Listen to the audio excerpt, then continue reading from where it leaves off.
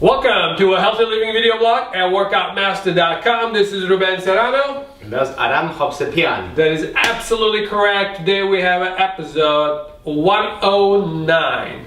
We're going to talk about how to order food in restaurants without getting sick. Believe it or not, a lot of people get sick in restaurants. Yeah. I have a bunch of clients actually that can't come to work out because they eat a lot out. And they get sick often. Absolutely, isn't it amazing? Yep. Before we go to that, Wednesday, excellent episode on acro yoga, and probably Thursday we're going to talk about our experience about it. Yeah, we recorded it on the weekend. It's going to come out on Wednesday. Must watch episode. Absolutely beautiful thing. But let's go talk about how to order food at a restaurant and why are we telling you this. It's a very common practice, guys. You go to a restaurant, typically they make you wait at the bar. And they do this for a particular reason. Because obviously they want you to spend, number one, more money, and two is because they want to have a chance at you drinking a little bit of alcohol.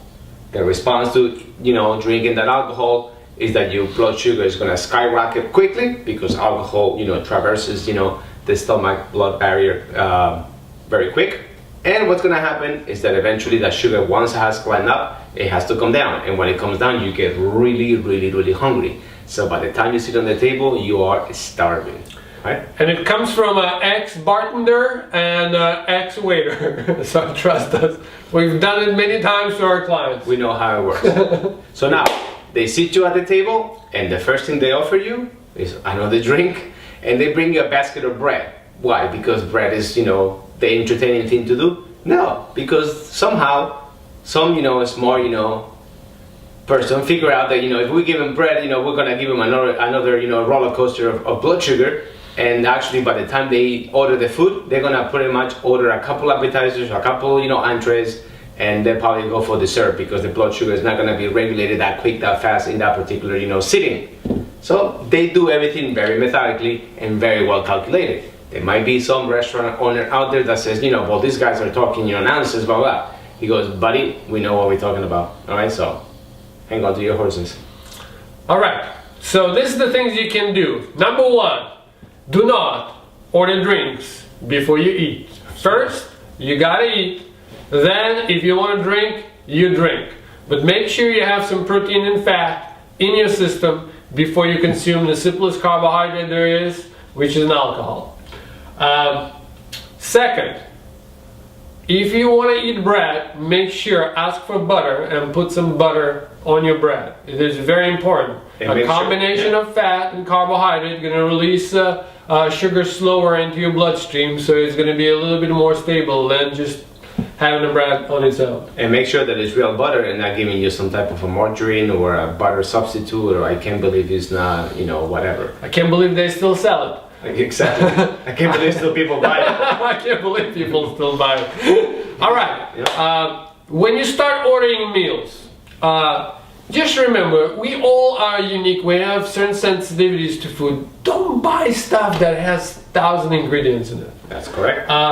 I recommend, if you want an appetizer, buy something simple. Something that you truly know that it is like there and there's nothing else could have been mixed in. There's no mystery.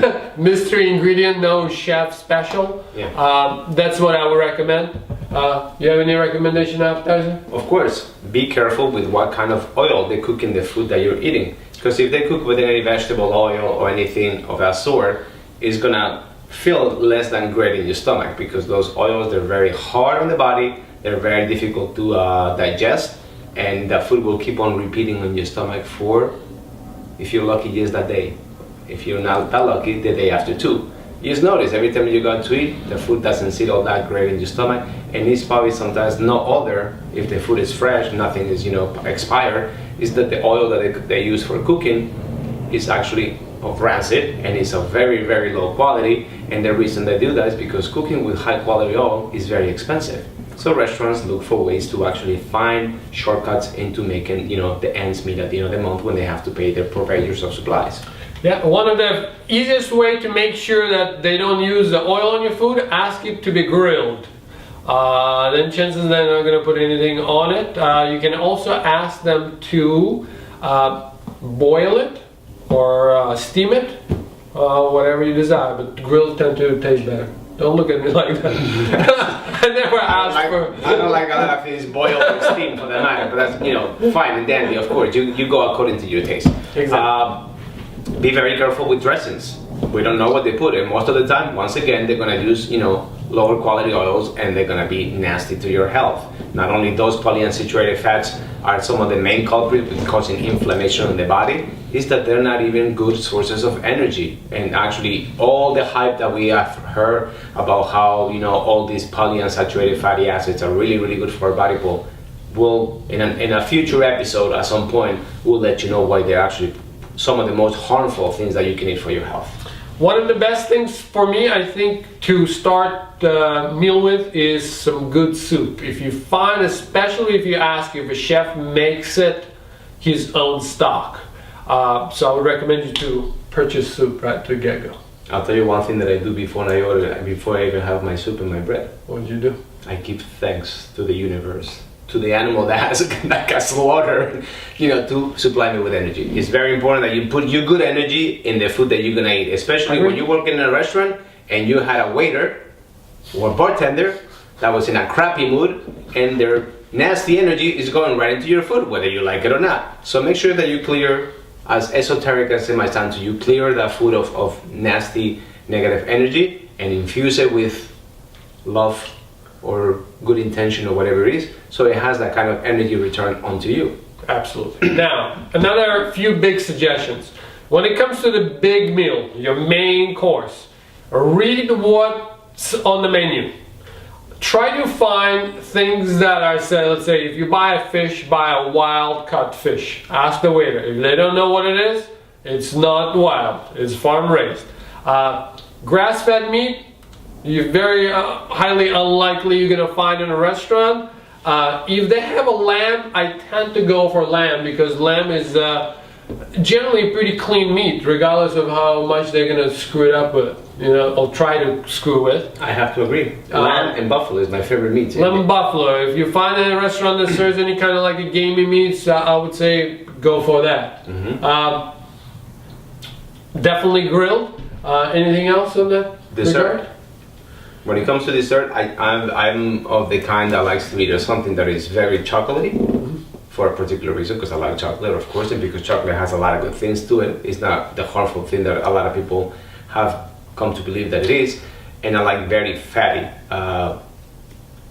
desserts, such, for example, cheesecake. And if it's homemade and stuff like that, even better. Yeah. A lot of people think that dessert is like, since we talk a lot about sugar, that sugar is dangerous and dessert must be bad. It's not necessarily bad. You do need sugar. Your brain primarily runs on sugar, so it is very, very important for you.